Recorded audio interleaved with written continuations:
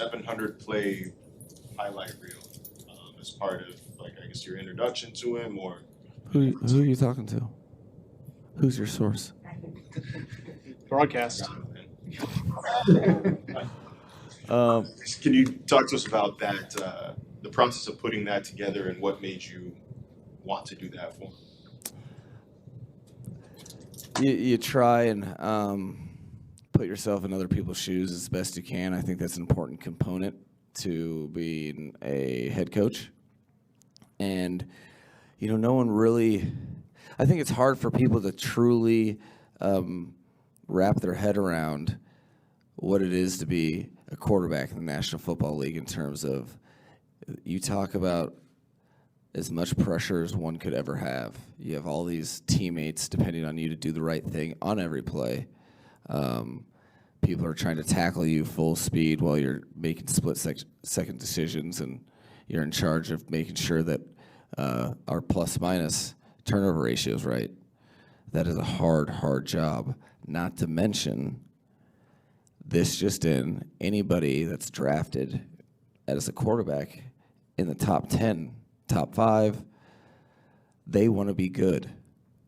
They want to be good with I would not want to trade places or wish any sort of anybody really to be drafted super high and then fall short of the franchise's expectations. That is a tough place to live in, and that was the motivating factor behind everything. Is you acknowledging that, understanding that, wow, it's hard enough to play an opponent. I better make sure, there's a lot of things that are telling me that this player may not have the confidence that he should. So instead of getting mad at that or doing anything, it was incredibly important that anybody that would listen would be able to see from a starting point, not just watch the FaceTime where I'm like, yeah, you're going to be a great player, to actually know. And it was easy.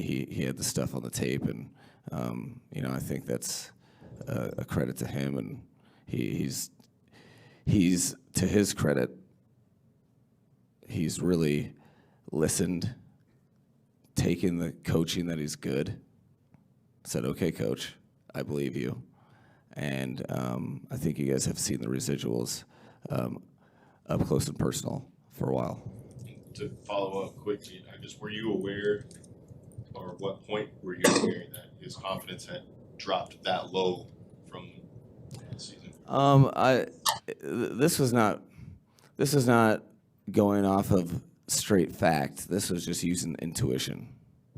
That getting beat up and having your existence be completely tainted by people saying that you aren't X, Y, or Z, and then on top of that, from my vantage point, I felt like he was put behind the 8 ball in a way with,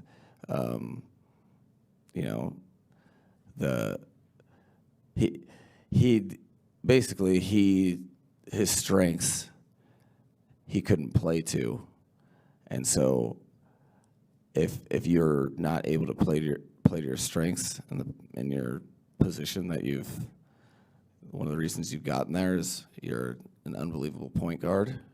I felt, how could he, with all the things going on and all the, it's a lot of loud noise that you try to ignore, but people are human. So it was intuition, and it started, seeing him every practice once he started getting, a little bit more confidence each and every day. You could see his personality evolve, and that's when I learned kind of how deep it was, because I'm learning his personality. The first day I meet him is who I know him as, and then you fast forward a month and a half, and he's a different guy. Then retroactively, you're like, wow, that was real. And it's not like he admitted it either to me at the time, live speed.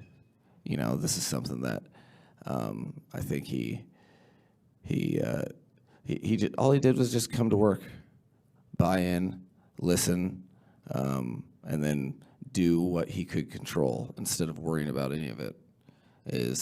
He chopped wood, got with Coach Bevel and Chandler Henley, and they've